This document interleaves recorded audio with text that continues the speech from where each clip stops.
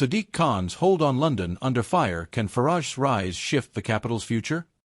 Okay, this is not just a political fight, this is a battle for the soul of London.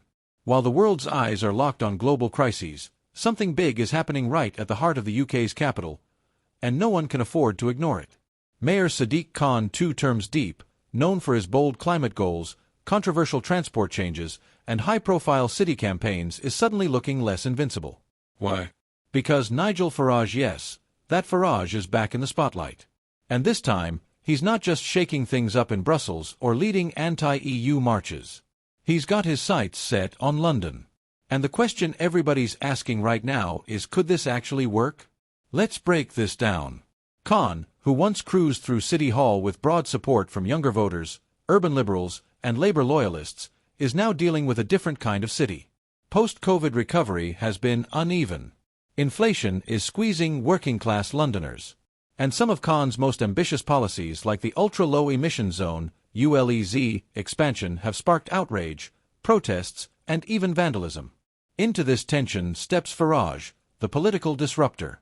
He's been appearing more frequently in London-based interviews, walking the streets with reporters, and crucially talking about issues that many Londoners feel have been ignored. Crime, congestion, immigration, and culture. Whether you agree with him or not, he knows how to frame a message, and the message he's pushing is this: London has lost its way and it needs a real reset. Now, to be clear, Farage hasn't officially declared a run for mayor. But the noise is growing. A recent YouGov flash poll showed a spike in support for alternative voices in London's future leadership. While Khan remains the frontrunner, his numbers are slipping in key boroughs, including ones that once backed him by huge margins. Social media is reacting fast. One tweet read, "We voted for clean air, not chaos. Khan's lost the plot." Another user posted, "Farage would never win here, but he's asking the right questions." So what does this mean, really? It means the political center of London is wobbling. And people from all sides, left, right, and center, are starting to speak up. Some business owners on Oxford Street, for example, are publicly criticizing both Khan's pedestrianisation push and the broader economic mood in central London. One retailer said, "There's less foot traffic, more crime, and less confidence, we feel abandoned." Meanwhile, Farage's camp is leaning into those frustrations, even posting clips of derelict areas, high street closures, and viral videos of antisocial behavior. Whether those clips tell the full truth is debatable, but they're certainly catching on. Now let's talk legacy. Khan has been positioning London as a global green capital. His team argues that bold decisions like expanding ULEZ or cutting car access in inner zones are long-term investments in public health, air quality, and climate resilience. And it's true, London's air has improved in some areas. But the cost? Critics point to higher living expenses, rising fines, and what they call war on the motorist. A headline from the Telegraph last week put it bluntly: Khan's London is cleaner, but colder. That sentiment is spreading. Even some Labour insiders quietly, of course, are questioning whether the party should prepare for a real challenge in 2028. Or sooner, if Khan's national ambitions take him elsewhere. And here's where it gets even more interesting. Some conservative voices are whispering about a coalition-style strategy.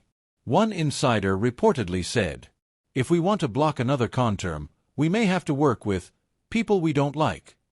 He didn't name names, but the implications were clear.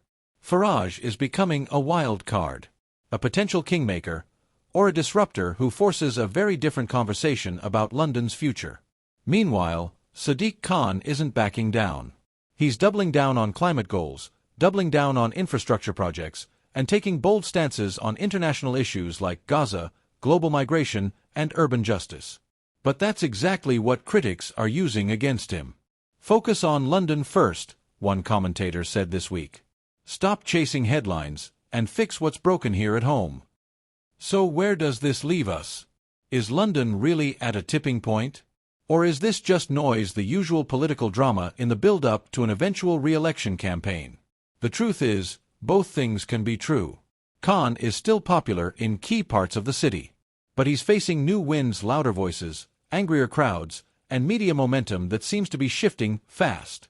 And if Farage or someone like him can capitalize on the disillusionment spreading across the capital. The political map of London could change in ways we haven't seen in a generation. So watch this space. Because the question isn't just, will Khan survive another term? The real question may be, what kind of London are we building? And who gets to shape it next? Stay tuned.